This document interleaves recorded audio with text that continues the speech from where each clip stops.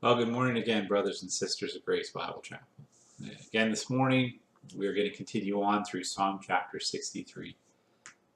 And we're just going to take a look now at verses 5 and 6. And here, David really uses some poetic language when he describes just what it's like, or what the experience is for him in his fellowship and relationship with the Lord. And so let's just dig in. We'll take a look at Psalm chapter 63 and verse 5 and 6, which says this: My soul will be satisfied as with fat and rich food, and my mouth will praise you with joyful lips, when I remember you upon my bed and meditate on you in the watches of the night. And so here David talks, and it's interesting how often the idea and concept of fellowship with God is described in this terms of like a banquet of coming to eat and dine with the Lord and be filled up and be satisfied. And so here David says, he talks about his soul. Now remember the situation that he's in. He's in a desert. He's wandering around in the wilderness, and he's fleeing for his life, likely from his own son Absalom, who has betrayed him, who has usurped his throne, and who wants to kill him. And not only Absalom, but other men who David had trusted have sided with his son and have left him. Now, in that situation, here David's talking about his soul. Not about his physical well-being, not about his circumstances, but he's talking about his soul. And he says, my soul will be satisfied as with fat and rich food. Now you might be thinking, now wait a second, Matt. Didn't he say in the first verse of this psalm, like just a few lines before, that he longs for the Lord, that he's seeking earnestly after God, and that his soul thirsts and his flesh faints for the Lord as in a dry and weary land where there's no water? Like, how can he be longing in this way where it's like he's parched, and yet he says his soul is satisfied? And yet the truth is, that is so very true about our fellowship with God. There's nothing else in life that satisfies like our fellowship with God. And yet that satisfaction also breeds in us a longing and a desire to draw closer to him, to know more about him. Now, the Apostle Paul at the end of his life would talk about what his life's work was, what he was looking forward to. And it was always about knowing the Lord Jesus. And he never felt like he got there. He never felt like he had attained it. He was always striving for it.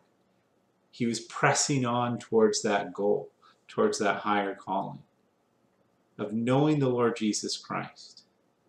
And the truth is, that's really what we're going to be doing for all of eternity. A big part of it is in this close fellowship with God and getting to know him more and more and more and more and more.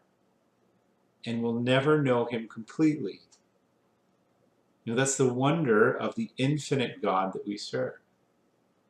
And so as much as he is the one who satisfies, that satisfaction also draws out in us a longing to know him more.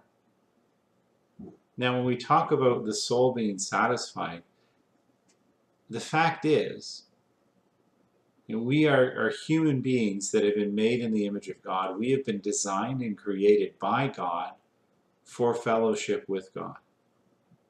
And when we are out of fellowship with God, we're not satisfied. We're restless. And that's really what our sin does, doesn't it? Our sin, it breaks that fellowship with God. It's a rebellion against what God desires for us, and a rebellion against him. When Adam and Eve in the garden, when they believed what the serpent had said, when Eve was deceived and Adam walked in eyes wide open, and they chose to eat the fruit of the tree. God had given them all the goodness of the garden, He said, here's all of my goodness. I'm going to bless you with everything that I have, but this one thing I don't want you to do. Don't eat the fruit of this tree. And when the serpent, who is Satan, deceived Eve and said, did God really say that? You know what? He's actually keeping things from you. You know, if you eat that fruit, you're going to be like him. He's not good. He's keeping things from you. And Adam and Eve chose to decide for themselves what was right and wrong, and they chose to not believe God, and they chose themselves, and they ate of the fruit, and they sinned, and they rebelled against God. And that perfect fellowship that God had with mankind was broken from that day forward. In fact, when God then came down to visit Adam and Eve, as he had commonly done at that time, they hid from him. They all of a sudden realized they were naked. They tried to cover themselves. Their sin broke that close fellowship that they had with God. And you know, that's the same today. You know, we continue to break fellowship with God when we rebel against him, and when we sin and we decide for ourselves what's right and wrong, instead of going by what he says. And that fellowship is broken. And there's no satisfaction like close fellowship with God. Because that's what we've been made for. That's what we've been designed for. That's our purpose, is to fellowship and worship God. And so we can look for that satisfaction in every other place there is. You know, and the world would offer us so many different things, wouldn't it? You know, there's so many things. We say, yeah, just try this and you'll be satisfied. Just try this. You know, if you just, maybe it's just that next promotion, or, you know, if you just strive to reach this goal, or if you just go on that next vacation, you know, I'm just looking forward to this and I'm looking forward to that. You know, if I could just do that, or if I could just buy that new car, or it's your, you know, if I could just get married, or if I could just have kids, or if I could just retire, well, then I'll be satisfied. And all of that is a lie. There's only one thing that satisfies. And David understood it. He said, my soul will be satisfied as with fat and rich food, and my mouth will praise you with joyful lips when I remember you upon my bed and meditate on you in the watches of the night.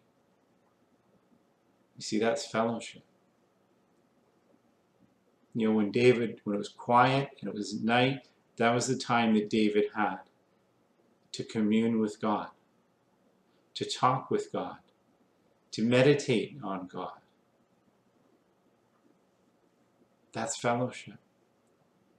And that filled him. And that satisfied him.